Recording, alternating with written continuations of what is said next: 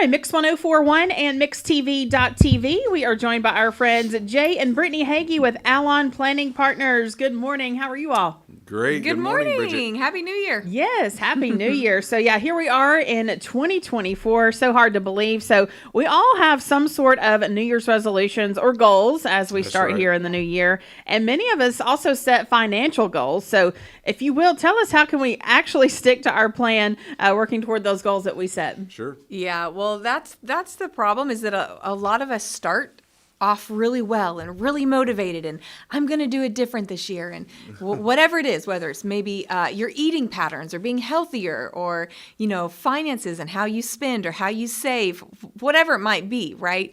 And then kind of the feeling wanes away and we're left with kind of an indifference, like, it's not a big deal anymore, right? So what we want to talk about today is how to stay motivated to reach those goals. And of course, we're talking specifically financial, right, but this can really be applied to anything.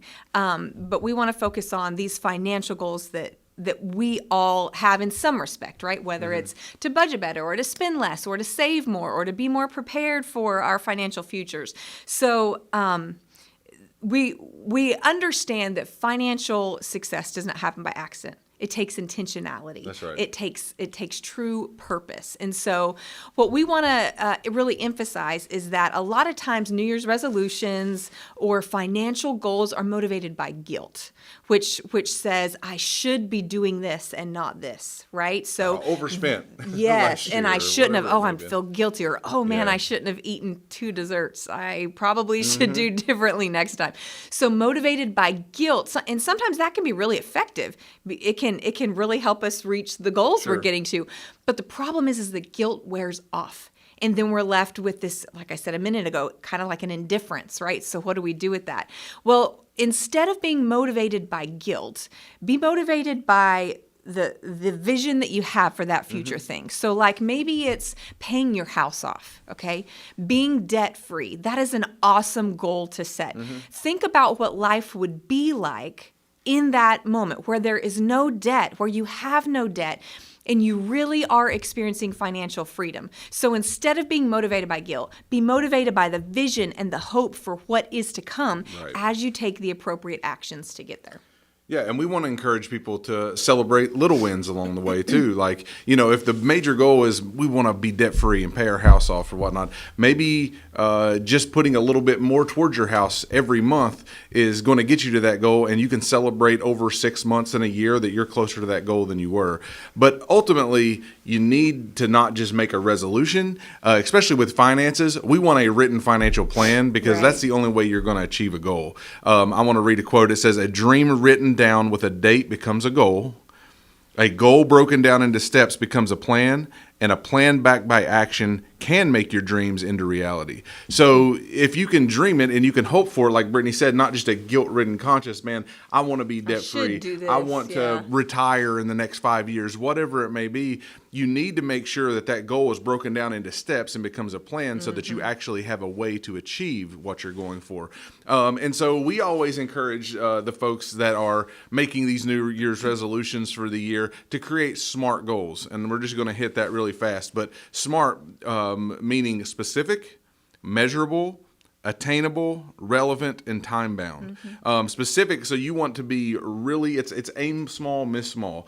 When it comes to whether it's being debt-free or whether I want to lose 20 pounds this year, whatever it may be, you want to aim small, miss small. And then you want it to be measurable. Is it something I can actually track and progress? Because if you can't along the way, a lot we will get hopeless. You'll feel like you're going nowhere. And we'll stop. Yeah. And so when we drive. create a financial plan for folks, when maybe we're just starting on their spending plan, and we're creating small steps along the way to get them to where they want to be, when we look at their allocation and their assets and what they're doing with their finances, we want to make sure that we are positioning in ways that is going to show them small wins and show us all small wins along the way so that we'll stick to those goals. It's hard to stick to something that can feel like you're not getting anywhere, right? And so when it comes to finances and it comes to retirement especially, that can seem like, man, that's forever, or I'll never get there, or I'll never retire. but we have a very proven method that allows people to place these goals, these large long-term goals, into small bite-sized abilities to eat at a little bit at a time, so that you don't have to tackle the whole thing, so that you know you're actually on track to get to your goal. And that's what we want to help people with. And so in our world, we want to help people with that, with their finances, with growing their retirement accounts, or with being able to retire, or paying off all their debt, or making sure they're on a proper spending plan. And so if you just have a resolution out there this morning that I want to do some of these things, I want to be better financially, I want to retire in the next 5 years, or I want to pay my debts down, I want to pay my car off this year, whatever it may be, make sure that you create SMART goals. And that's why we're here to help. If you want a complimentary consultation, we'll sit down with you and we'll walk you through our process of getting to those plans so that you can reach your goals. And I want to finish that. So he said the S and the M, specific and measurable. The A is attainable. Make sure it's not this absolutely unachievable goal, right? R is relevant. Is it really worth pursuing? Is it worth my time, energy, and effort to get there? And time bound, like put a time on it. I want to save 2% more this year than I did last year. So you put a specific number to it, but you also put a time to it, saying within this year, I want to do this, right? So specific, measurable, attainable, relevant, and time bound. This is something that's been around for years. It's not rocket science, but it's really practical. It's helpful. And it's helpful when creating these goals. And if you're listening today and you're like, man, I haven't really even thought about financial goals or how I could improve my financial situation in 2024. Well, here's kind of the conversation that hopefully will trigger that for you, because maybe it's something simple as, like I said a moment ago, save 2% more in my retirement accounts or in my savings than I did last year. Maybe it's to create an emergency fund. Maybe you don't have a backup account for emergencies. Maybe that's what it is.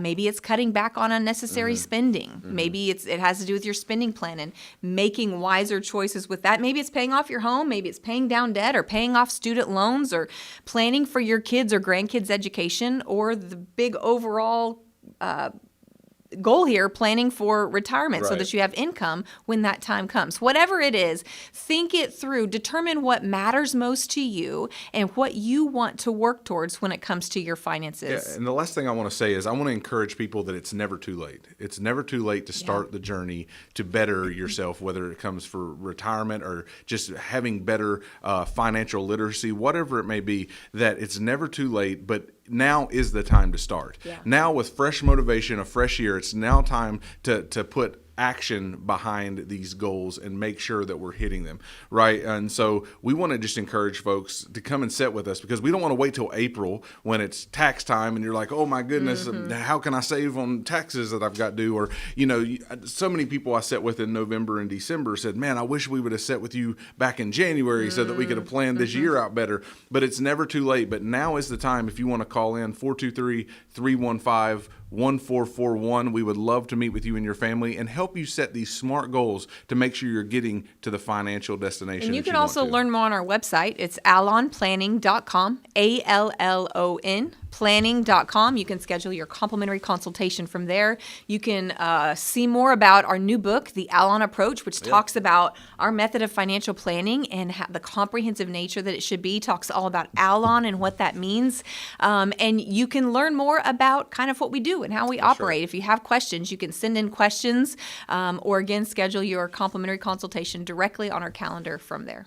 Great information and great advice, as always, from Jay and Brittany Hagy with Allon Planning Partners. Again, their number 423-315-1441 and online at allonplanning.com. Thank you both so much for coming Thanks in. so much. Happy New Year. Thank you. Investment advisory services are offered through Foundations Investment Advisors, LLC, an SEC-registered investment advisor. The content provided is intended for informational and educational purposes only. The views, statements, and opinions expressed herein are those of the individual speakers and not necessarily those of Foundations and its affiliates. The information contained herein does not constitute an offer to sell any security securities or represent an express or implied opinion or endorsement of any specific investment opportunity, offering, or issuer. Any discussion of performance or returns is not indicative of future results. Each individual investor's situation is different, and any ideas provided may not be appropriate for your particular circumstances. Foundations only transacts business in states where it is properly registered or is excluded or exempted from registration requirements. Registration as an investment advisor is not an endorsement of the firm by securities regulators and does not mean the advisor has achieved a specific level of skill or ability. No legal or tax advice is provided. Always consult with a tax professional. All rights reserved.